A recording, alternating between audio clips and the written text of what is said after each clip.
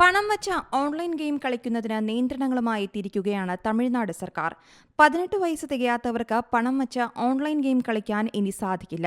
സർക്കാർ നിയോഗിച്ച online gaming അതോറിറ്റിയാണ് പുതിയ നിയന്ത്രണങ്ങൾ കൊണ്ടുവന്നിരിക്കുന്നത്. ഗെയിം അമിതമായി കളിക്കുന്നത് തടയാനായി രാത്രി 12നും പുലർച്ചെ 5നും ഇടയിൽ ഇനി ലോഗിൻ ചെയ്യാനും സാധിക്കില്ല. ഗെയിമിംഗ് പ്ലാറ്റ്ഫോമുകളിൽ അക്കൌണ്ട് തുടങ്ങാൻ എല്ലാവരും വ്യക്തിഗത വിവരങ്ങൾ നൽകണമെന്നതും കർശനമാക്കിയിട്ടുണ്ട്. ആധാർ നമ്പർ വെരിഫൈ ചെയ്യുന്നതിനായി മൊബൈൽ നമ്പറിൽ ലഭിക്കുന്ന OTP നൽകേണ്ടി വരും. 1 മണിക്കൂറിലധികം ഗെയിം കളിച്ചാൽ ഉപഭോക്താക്കൾക്ക് ഇതേക്കുറിച്ച് പോപ്പപ്പ് സന്ദേശം നൽകണമെന്ന് ഗെയിമിംഗ് പ്ലാറ്റ്ഫോമുകൾക്ക് കർശന നിർദ്ദേശം നൽകിയിട്ടുണ്ട്.